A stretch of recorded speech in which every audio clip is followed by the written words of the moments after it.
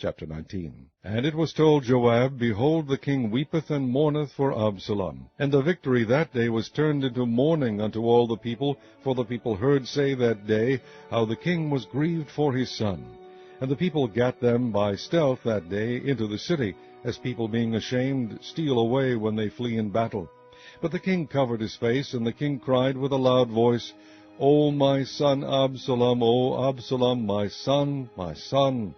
And Joab came into the house to the king, and said, Thou hast shamed this day the faces of all thy servants, which this day have saved thy life, and the lives of thy sons, and of thy daughters, and the lives of thy wives, and the lives of thy concubines, in that thou lovest thine enemies, and hatest thy friends. For thou hast declared this day that thou regardest neither princes nor servants. For this day I perceive that if Absalom had lived, and all we had died this day, then it had pleased thee well. Now therefore arise, go forth, and speak comfortably unto thy servants.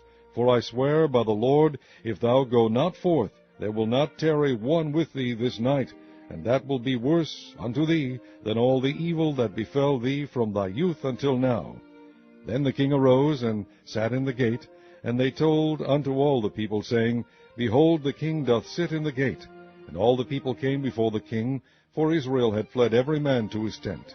And all the people were at strife throughout all the tribes of Israel, saying, The king saved us out of the hand of our enemies, and he delivered us out of the hand of the Philistines, and now he is fled out of the land for Absalom. And Absalom, whom we anointed over us, is dead in battle. Now therefore why speak ye not a word of bringing the king back? And King David sent to Zadok and to Abiathar the priests, saying, Speak unto the elders of Judah, saying, Why are ye the last to bring the king back to his house, seeing the speech of all Israel is come to the king, even to his house? Ye are my brethren, ye are my bones and my flesh, wherefore then are ye the last to bring back the king?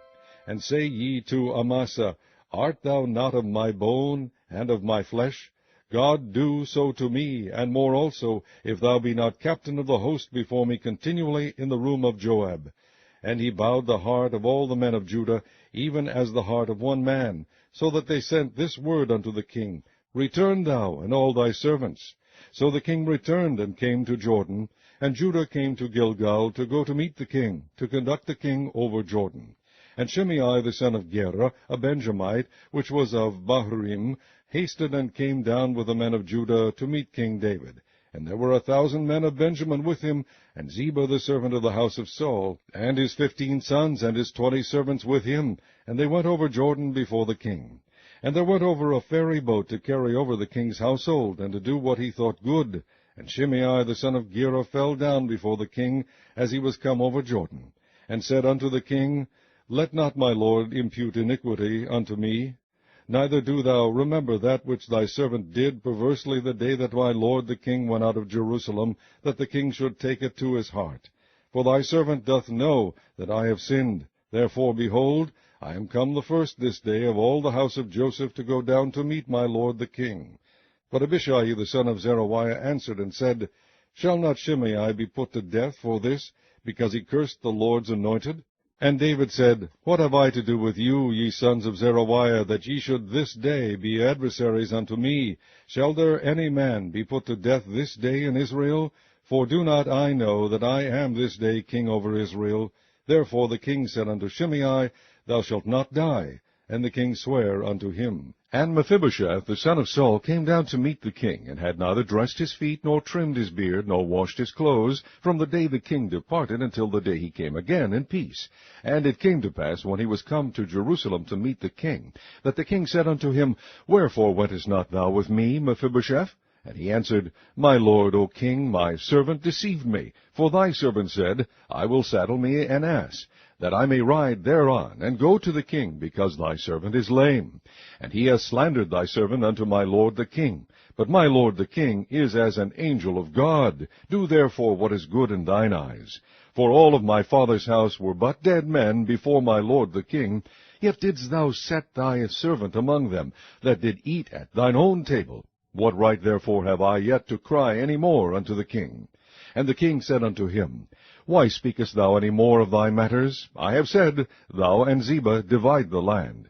And Mephibosheth said unto the king, Yea, let him take all, forasmuch as my lord the king is come again in peace unto his own house. And Barzillai the Gileadite came down from Regulim, and went over Jordan with the king to conduct him over Jordan. Now Barzillai was a very aged man, even 80 years old, and he had provided the king of sustenance while he lay at Mahanaim, for he was a very great man. And the king said unto Barzillai, Come thou over with me, and I will feed thee with me in Jerusalem. And Barzillai said unto the king, How long have I to live, that I should go up with the king unto Jerusalem? I am this day 80 years old, and can I discern between good and evil? Can thy servant taste what I eat or what I drink? Can I hear any more the voice of singing men and singing women? Wherefore then should thy servant be yet a burden unto my lord the king?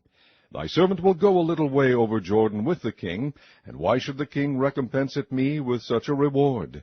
Let thy servant, I pray thee, turn back again, that I may die in mine own city, and be buried by the grave of my father and of my mother. But behold thy servant Chimham, let him go over with my lord the king, and do to him what shall seem good unto thee. And the king answered, Chimham shall go over with me, and I will do to him that which shall seem good unto thee, and whatsoever thou shalt require of me, that will I do for thee. And all the people went over Jordan, and when the king was come over, the king kissed Barzillai, and blessed him, and he returned unto his own place. Then the king went on to Gilgal, and Chimham went on with him. And all the people of Judah conducted the king, and also half the people of Israel. And behold, all the men of Israel came to the king, and said unto the king, Why have our brethren the men of Judah stolen thee away, and have brought the king and his household and all David's men with him over Jordan? And all the men of Judah answered the men of Israel, Because the king is near of kin to us, wherefore then be ye angry for this matter? Have we eaten at all the king's cost? Or hath he given us any gift? And the men of Israel answered the men of Judah, and said, We have 10 parts in the king, and we have also more right in David than ye. Why then did ye despise us, that our advice should not be first had in bringing back our king? And the words of the men of Judah were fiercer than the words of the men of Israel. Chapter 20. And there happened to be there a man of Belial, whose name was Sheba, the son of Bichri, a Benjamite.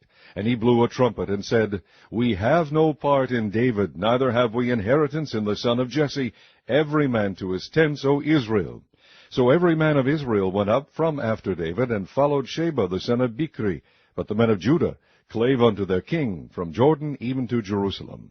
And David came to his house at Jerusalem, and the king took the 10 women his concubines, whom he had left to keep the house, and put them in ward, and fed them, but went not in unto them. So they were shut up unto the day of their death, living in widowhood. Then said the king to Amasa, Assemble me the men of Judah within 3 days, and be thou here present. So Amasa went to assemble the men of Judah, but he tarried longer than the set time which he had appointed him.